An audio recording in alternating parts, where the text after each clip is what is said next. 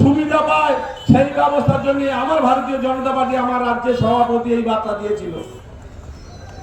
কিন্তু পরবর্তীকালে আমরা কি দেখতে পেয়েছিলাম, প্রতিনিয়ত এই রাজ্যের মুখ্যমন্ত্রী তার যেসব চেলা চামড়াদের দ্বারায় বিভিন্নভাবে উস্কানিমূলক কথাবার্তা দিয়ে মুসলমানদের মারছে, মুসলমান হিন্দুদের মারছে, হিন্দু হিন্দুদের মারছে, শুধু ক্ষমতা জারি রাখবার জন্য বুথ থেকে ব্লক পর্যন্ত এইভাবে তারা বিশৃঙ্খল করেছিল।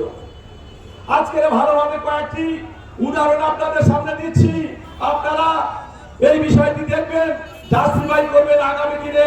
যেহেতু চলে গেছে 5টি বছর, এখানে আপনারা ভারতীয় জনতা পার্টিকে বিজয়ী করেননি, কিন্তু আগামী দিনে ভারতীয় জনতা পার্টির কালচার দেখে, তাদের কাজের গতি দেখে আপনারাও বিচার করবেন, সেইটুকু আশা রাখবো। দেখুন, সবকা সাথ সবকা বিকাশের মাধ্যম দিয়ে নরেন্দ্র দামোদর দাস মোদীজি যে ওয়াকফ বিল নিয়ে যে একটা জটিলতা তৈরি করেছিল, সেই ওয়াকফ বিলের যোগ্য জবাব ভারতীয় জনতা পার্টি দিয়েছিল। আর 1997 সালে এই ওয়াকফ সম্পত্তি নিয়ে, যেহেতু ওয়াকফের সম্পত্তি সবচেয়ে কোথাও বেশি জানেন আপনারা, মুর্শিদাবাদের, সেই সমস্ত টোটাল দক্ষিণ মানে পশ্চিমবঙ্গের ওয়াকফের যে সম্পত্তি ছিল সেটা পার্লামেন্টে তুলে ধরেছিল যে এখানে ওয়াকফের সম্পত্তি প্রচুর আছে। তখন বামপান জামানা, বামপান থেকে উনি শক্তি ছিনিয়ে নিয়ে আসার জন্য সমস্ত ওয়াকফের সম্পত্তি ওই পার্লামেন্টে তুলে দিয়েছিল। কে দিয়েছিল? এই রাজ্যের মুখ্যমন্ত্রী তোলাবার নেত্রী, যিনি ভাইস নেত্রী, তিনি তুলে দিয়েছিল। আর তিনি এখন নাকে কাছে যখন এই ওয়াকফ নিয়ে আন্দোলন হচ্ছে, তিনি মুসলমানদের উদ্দেশ্যে কি বার্তা দিয়েছিল? উনি আপনাদের ভোট ব্যাংক হিসাবে আপনাদের ব্যবহার করে, বিভিন্ন কাজে কর্মে তেজপাতা হিসাবে ব্যবহার করে তিনি তখন নিদায় দিয়েছিল যে আন্দোলন করতে গেলে দিল্লিতে চলে যান, এই পশ্চিমবঙ্গের মাটিতে করবেন না। এর কারণের উৎস আপনাদের জানতে বাকি ছিল। কেন? আর কেন এর যোগ্য জবাব কেন পূর্বে থেকে জাননি আপনারা?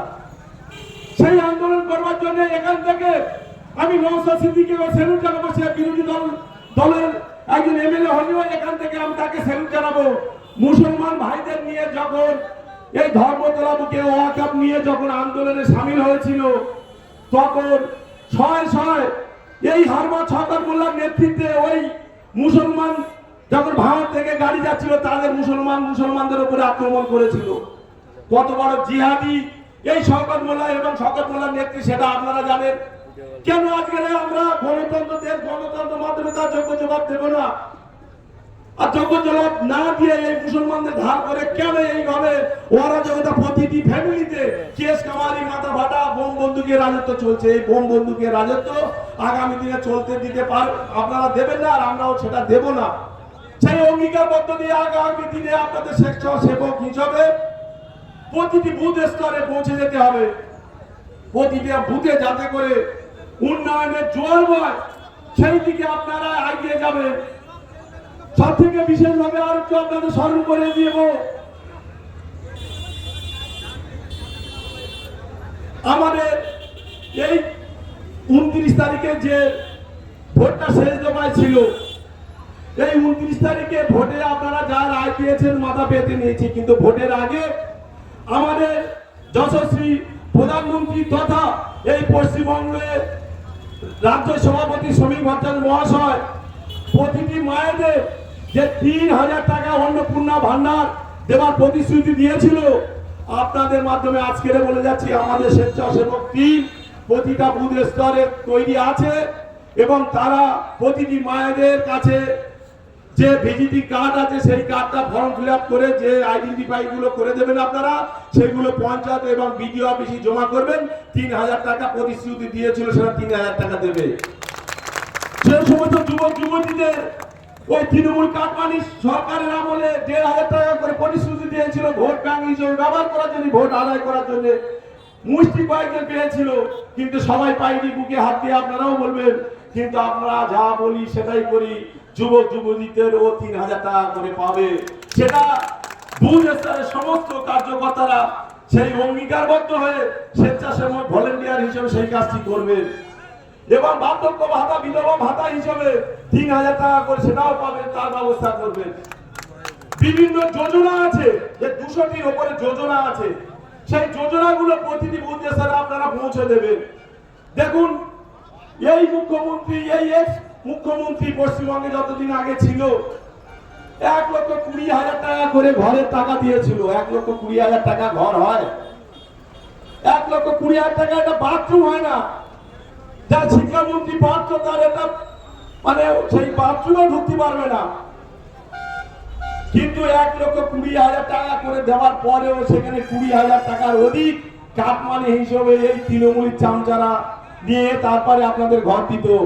আমাদের স্বেচ্ছাসেবকরা 1 টাকা কাটমানির কোনো উৎস থাকলে আপনারা বলবেন, তার যোগ্য জবাব সেই বুথ স্তরে যে সমস্ত কার্যকর্তা এবং আপামর গ্রামবাসীরা থাকবে তার যোগ্য জবাব দেবে।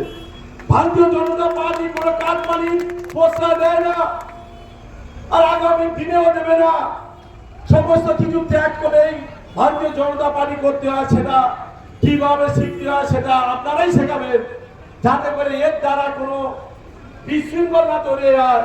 আর কিছু আইএসএফ এর বন্ধুরা আছে, তারা উস্কানিমূলক কিছু কাজ কারবার করে, আইএসএফ বলতে ওই তৃণমূলের গুন্ডারা এখন আইএসএফ এর কাছে, আইএসএফ এর এখন বেশ কিছু সমস্ত জায়গায় বিশৃঙ্খলা তৈরি করার চেষ্টা করছে। এটা সাম্প্রদায়িক বাজিয়ে দেওয়ার জন্য চেষ্টা করছে। আইএসএফ বন্ধুদের হুঁশিয়ারি দিয়ে বলছি, অনেকদিন তৃণমূলী দ্বারা অত্যাচারিত হয়েছে, অনেকটি বছর অত্যাচারিত হয়েছেন, মা বোন এবং পরিবারের সঙ্গে আপনারা থাকতে পারেননি। আপনাদের কাছে এই মঞ্চ থেকে দুহাত জোড়ে অনুরোধ করব, আসুন, স্বচ্ছ মুখ যারা আছে চলে আসুন, নেতৃত্ব দিন, বুথে নেতৃত্ব দিন, উন্নয়নের কাজে এগিয়ে আসুন। ভালোভাবে বলছি, ভদ্রভাবে বলছি, হাত জোড় করে বলছি, যদি না আমাদের সঙ্গে সামিল না হয়ে যদি উস্কানিমূলক কোনো জায়গায় কোনো ঘটনা ঘটে যায়, তার কিন্তু যোগ্য জবাব আপনাকে দেব এবং আপনাকে সেটা স্মরণ করে দিচ্ছি। এই সমস্ত উস্কানিতে পা দেবেন না। জীবনতলা বাজারে আমরা যেদিন বিজয় উৎসব করেছিলাম, আমাদের ফ্ল্যাগ ফেস্টন ছিল, সেই ফ্ল্যাগ ফেস্টন গুলো খুলে আইএসএফ এর ফ্ল্যাগ ফেস্টন লাগিয়েছে, সবাইকে চিহ্নিত করে রেখেছি। ভদ্রভাবে আজকের এই মাইকের মাধ্যমে হুঁশিয়ারি দিয়ে বলছি, শুনতে যান, শুক্রবার জনিয়াতে সময় দিয়েছি, শুনতে যান। আর এই জীবনতলা পার্টি অফিসে আজকের থেকে বলে দিচ্ছি, যদি কেউ যদি ওঠে তাকেও চিহ্নিত করুন, তাকেও চিহ্নিত করুন। এই যে আইএসএফ এখন যে সিপিএম এর পার্টি অফিসে দখল করে আছে, ক্যানিং পূর্ব তথা এই পশ্চিমবঙ্গে বিজেপি ছাড়া আর কিছু থাকবে না 5টা বছর। আপনারা দেখুন, যদি উন্নয়নের কাজে গতি না বাড়ে, উন্নয়ন যদি না করতে পারি, আপনাদের কাছে তখন হাত জোর করে ক্ষমা চেয়ে আমরা এখান থেকে চলে যাব। আপনারা 5টি বছর এটি সময় দেন, 5টি বছর উন্নয়নটা দেখুন। বিজেপি আজকে থেকে যেন কে যাচ্ছে এই জীবনতলা, এই আইএসএফ এবং সিপিএম যারা যৌথভাবে পার্টি অফিসটা খুলেছে, কে যাচ্ছে তাদের নামের লিস্টটা দেখুন, তাদের ছবি চিহ্নিত করুন। বিষয়টি আমরা পরে দেখে নেব। উন্নয়নের সঙ্গে যারা এগিয়ে আসবে তাদের কাছে আমরা বিলম্ব অনুরোধ, চলে আসুন, উন্নয়নের দিকে এগিয়ে যাই। আপনার ঘরে ছেলে মেয়ে উচ্চশিক্ষা শিক্ষিত হচ্ছে, যাতে করে কাজ পাইয়ে দেওয়া যায় সেই চেষ্টা করুন। এখানে ক্যানিং পূর্ব যেমন একটা লেদার কমপ্লেক্স আছে, সেখানে হাজার হাজার বেকার যুবক যুবতী কাজে কর্মসংস্থানের সুযোগ আছে, যাতে করে ওই রকম একটা ইন্ডাস্ট্রি আর একটা জীবনতলার বুকে হয়। সেই দিকে আপনারা আমাদের মতামত দেন, সেইটা আদায় করে নিয়ে আসার মতামত দেন, সেই দিকে আগে যান। আমাদের ঘরের ছেলেরা আজকে হাওড়ামারি মানে রোকেয়া মহাবিদ্যালয় থেকে যারা উচ্চশিক্ষা শিক্ষিত হচ্ছে, তারা কি অন্য রাজ্যে তো যাবে না। আমাদের যেহেতু পশ্চিমবঙ্গে সরকারে আছে, এখানে অনেক ইন্ডাস্ট্রি আসবে, তো অন্য বিধানসভা যাবে কেন? সে তো যাতায়াত করতে তার সময়ের ব্যাপার আছে, তার ফ্যামিলির সঙ্গে থাকার জন্য, যাতে করে জীবনতলা মতন একটা জায়গা ইন্ডাস্ট্রি করতে পারি, সেই দিকে আপনারা আশীর্বাদ করুন এবং তাদের কর্মসংস্থানের সুযোগ করে দেন। আর এই ব্যবসায়ী সমিতির কাছে আমি অনুরোধ করব, এই ষড়যন্ত্রের মধ্য দিয়ে যে যত দূর পর্যন্ত যাচ্ছে তাদের কাছে আমি বিলম্ব অনুরোধ করব, আমার কার্যকর্তাদের কাছে অনুরোধ করব। আমার কার্যকর্তারা এই পর্যন্ত যা খবর আছে, কোনো দোকান পোশারি কাউকে তালা মারেনি, তালা মেরেছে ওই আইএসএফ এবং তৃণমূলের মদতে। তবে কোনো ব্যবসায়ীদের ওপরে আর এই সমস্ত কোনো রকম কোনো ঘটনা ঘটবে না। যদি ঘটে আপনারা আমাদের জানাবেন, তার তার ব্যবস্থা আমরা করে দেবো। ব্যবসায়ী সমিতির মতন থাকবে, ক্রেতা বিক্রেতারা আসবে, তাদের কোন রকম যদি অসুবিধার সম্মুখীন হয়েছে তার কিন্তু যোগ্য জবাব দেবো, কিন্তু ক্যানিং ছাড়া করে দেবো। অতীতে যেমন ছিলেন বর্তমানে সেটা হবে। আমি এটা মাইকা বলেও হুঁশিয়ারি দিয়ে বলছি। আমরা চাই হিন্দু মুসলমান জৈন খ্রিস্টান বৌদ্ধ সে কাজী নজরুল ইসলামের সেই বাণীটা আপনাদের স্মরণ করে দিতে চাই। মোরা এক বৃন্তে দুটি কুসুম, হিন্দু মুসলমান, মুসলিম তার নয়নমণি, হিন্দু তার প্রাণ। আমরা প্রত্যেকে যেভাবে ছোট থেকে স্কুল কলেজে মানুষ হয়েছি, হিন্দু মুসলমান ওখানে কোনো ভেদাভেদ ছিল না। আগামী দিনে আমরা একইভাবে এইভাবে কাঁধে কাঁধ মিলিয়ে চলবো। এই অঙ্গীকারবদ্ধ নিয়ে অঙ্গীকার নিয়ে এখান থেকে যাবেন। আর প্রতিটা বুথ স্তরে আজকের যা মানে মশলা মুড়ি এবং লাড্ডু বিতরণ করবেন। যে সমস্ত তৃণমূলী নেতারাও আছে তাদের বাড়ি থেকে লাড্ডু দিয়ে আসবেন, তাদের উচ্চ তাদেরকে শিক্ষা দিয়ে আসবেন। এটাই ভারতীয় জনতা পার্টি। আপনারা যাদেরকে বলেছিলেন সাম্প্রদায়িক দল, সেই সাম্প্রদায়িক দলের থেকে আপনাদের বাড়িতে লাড্ডু দিয়ে গেলাম, সেটাও আপনারা এই কাজটি করবেন। যে সমস্ত গাড়ি ঘোড়া চলছে, তাদের ইউনিয়ন আছে, যেভাবে পরিষেবাটা চলছে সেই জায়গাটা কোনো ব্যাহত করবেন না। ওদের নিয়ে আমরা বসবো, বসে একটা সিদ্ধান্ত হবে। সব থেকে বড় খারাপ লাগে, আমিও 10 বছর অটো চালিয়েছিলাম। আজকের আপনাদের সামনে আমি উপস্থিত হচ্ছি, 10 বছর অটো চালিয়েছিলাম। এত বড় একটা সংগঠন এই ইউনিয়নটা আছে, ওদের মাথার উপরে একটা ছাদ নেই। কত বড় চাল্লাক এদের! বুথ সভাপতি 3 তলা যদি বাড়ি হতে পারে, তা ওরা এই পরিশ্রমের টাকা তোরা তো খাচ্ছিস, তোদের বাড়িতেও যাচ্ছে, তাদের জন্য একটু মাথা ছাদ করে দেওয়ার ব্যবস্থা করলি না। আমি তাদের উদ্দেশ্যে বলছি, আপনাদের যাতে মাথা এটা ছাদ করে দেওয়া যায় সেই ব্যবস্থাও আমরা করব। আপনারা আমাদের সঙ্গে সহযোগিতা করবেন। আপনাদের কোন রকম কেউ যদি ওই আইএসএফ বা তৃণমূলী দুষ্কৃতীরা আপনাদের কোন রকম জুলুম করে আমাদের বলবেন, তার ব্যবস্থা আমরা নেব। আর বাজারে যে দানের বিষয়টা চলছে, এই দানটা অবিলম্বে বন্ধ করার জন্য আমি এখান থেকে ঘোষণা করছি, দানটি বন্ধ রাখবেন। এই বিষয়টা পরে আমরা এক জায়গায় বসে সবাই মিলে, পার্টি তো মানে এই পশ্চিমবঙ্গ চালাবো ভারতীয় জনতা পার্টি, তা আমাদের বসার সুযোগ দেন, বসে ওই বিষয়টি দেখা যাবে।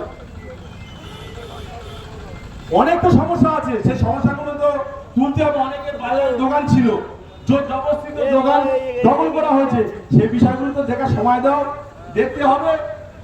এই বাজারে কর্মসংস্থান যেটা, ওই কর্মক্ষেত্র যেটা হয়েছে, এটা তো সরকারের টাকায় বিল্ডিংটা হয়েছে, সেখানে এক একজনের দোকান দেওয়ার নাম করে 2-3 লাখ টাকা করে নেওয়া হয়েছে। মাইক্রোফোনের মাধ্যম দিয়ে আজকে শওকত মোল্লা সরকার টিমকে হুঁশিয়ারি দিয়ে বলছি, 1 সপ্তাহ সময় দিচ্ছি, সেই টাকাগুলো জোগাড় করে রাখুন, নইলে আপনাদের ব্যবস্থাটা কি হবে সেটা আপনারা বুঝতে পারবেন। এই গরিব অসহায়দের যারা দোকান ছিল, তারা জমি জায়গা বিক্রি করে বন্ধক করে এবং ইন্টারেস্টের টাকা নিয়ে আপনাদের দিতে হয়েছিল, টাকা জোগাড় করতে লাগুন। আপনারা কি ভেবেছেন বাপের জমিদারি পেয়েছেন?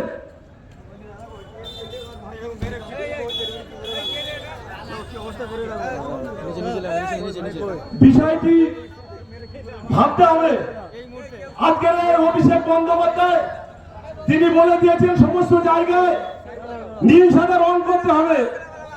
আরে ভাই, নীল সাদা রঙের কি অরাজকতা চলছে? ব্যক্তি এবং বাক্সদিকে তো সবই হরণ হয়ে যাবে। সমস্ত দোকানে নীল সাদা রং করার জন্য সেও কত ভোগান্তি ঘটেছে সেটা আমিও জানি। এই অরাজকতা আর চলবে না। আপনারা জনার্দন যে দুয়ার তুলে আশীর্বাদ দিয়েছেন, এই ক্যানিং পূর্বের মাটিতেও দেবেন। দিলে ডবল ইঞ্জিনের সরকার পশ্চিমবঙ্গেতে চলছে এবং ক্যানিং পূর্ব বিধানসভাটা সেটা আগামী দিনে নিষ্ঠার সহিত চলবে। আপনারা আশীর্বাদ দোয়া করবেন। এই বলে আমার কথা এখানে বিরাম দিলাম। ভারতীয় জনতা পার্টি জিন্দাবাদ, নরেন্দ্র মোদীজি জিন্দাবাদ এবং শুভেন্দু অধিকারী মহাশয় জিন্দাবাদ। ভারত মাতা কি, ভারত মাতা কি, বন্দে বন্দে। আজকে ভারতীয় জনতা পার্টির পক্ষ থেকে এখানে আমাদের লাড্ডু খাওয়ানোর কাজ শেষ করা হলো। আরেকটি ঘোষণা,